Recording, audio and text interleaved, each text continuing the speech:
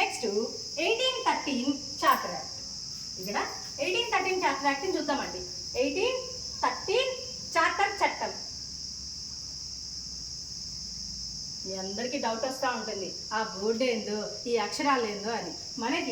నాకు ఏ 10th class చూసినా, intermediate చూసినా, డిగ్రీ చూసినా, పీజీ చూసినా 60% 70% కంటే ఒక్క దాంట్లో కూడా అంతకంటే ఎక్కువ రాలేదు.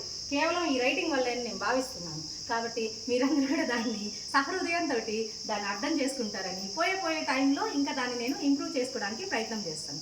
ఓకేనా? So 1813 charter act. ఈ చార్టర్ చట్టం ద్వారా ఏ విషయాలు మనకి వచ్చాయంటే, నెంబర్ 1, ఫస్ట్ మనం 1773 అంటే ఎప్పుడైతే ఈస్ట్ ఇండియా కంపెనీ భారతదేశానికి వచ్చిందో అప్పుడు వాళ్ళు ఏం చెప్పి వస్తారు, మేము ఒక్కలమే ఇక్కడ వ్యాపారం చేసుకోవాలి, అక్కడి నుంచి మరొకరు అనేది రాకూడదు అని చెప్పి ఇక ఎలిజబెత్కి చాలా మూట చెల్లిస్తామని చెప్పి చెప్పుకొని వాళ్ళు వస్తారు కదా. ఇక్కడ వచ్చేసరికి ఏమైందంటే, ఈస్ట్ ఇండియా కంపెనీతో పాటుగా ఎవరన్నా వచ్చి వ్యాపారం చేసుకోవచ్చు. అంటే ఒక విధంగా ఏంటంటే వాళ్ళకి మన ఏక చక్రాధిపత్యం అంటారు కదా, ఆ మాదిరి చేసుకున్న వ్యాపారానికి ఇక్కడ గండి పడింది. అంటే వాళ్ళే కాకుండా ఎవరైనా కూడా భారతదేశంతో వ్యాపారం చేసుకోవచ్చు. అంటే స్వేచ్ఛా వాణిజ్యంకి నాంది పలికిన చట్టం అంటే 1813 చార్టర్ యాక్ట్.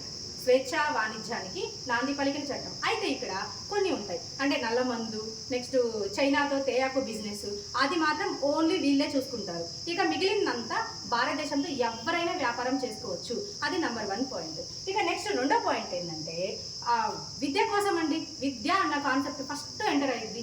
విద్య కోసం 1 లక్ష రూపాయలు కేటాయిస్తారు. ఈ రోజు అంటే 1 లక్ష అంటే చిన్న అమౌంట్, ఆ రోజుల్లో 1 లక్ష అంటే చాలా చాలా పెద్ద అమౌంట్. కాబట్టి విద్య కోసం 1 లక్ష రూపాయలు కేటాయిస్తారు. అది కూడా ఏంటి, ఉపయోగితవాదం అంటారు కదా, జెర్మీ బెంతామ్, మీకు గుర్తు రావాలి పర్సన్. ఉపయోగితవాదం అంటే కొంతమందికి విద్య నేర్పించడం, వాళ్ళు వెళ్ళి మిగిలిన వాళ్ళకి నేర్పించడం అన్న మెథడ్లో ఒకటి స్టార్ట్ చేయాలని అనుకుంటారు.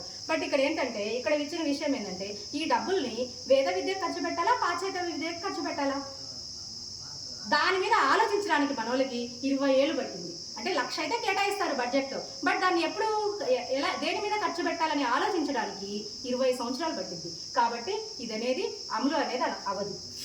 సో ఏంటి, ఫస్ట్ పాయింట్ విద్య కోసం 1 లక్ష రూపాయలు కేటాయింపు. నెక్స్ట్ 2వ పాయింట్ ఏంటంటే, క్రైస్తవ మిషనరీల రాక. నెక్స్ట్ 2వ పాయింట్ ఏంటండి, క్రైస్తవ మిషనరీల రాక. ఓకేనా? క్రైస్తవ మిషనరీల రాక ఎప్పుడు జరిగింది భారతదేశానికి అంటే, మీరు 1813 చార్టర్ యాక్ట్ ద్వారా అని భావించాలి. నెక్స్ట్ ఈ 1813 చార్టర్ యాక్ట్ అంటేనే మీకు గబగబా దడేల ఈ పాయింట్స్ గుర్తు రావాలి.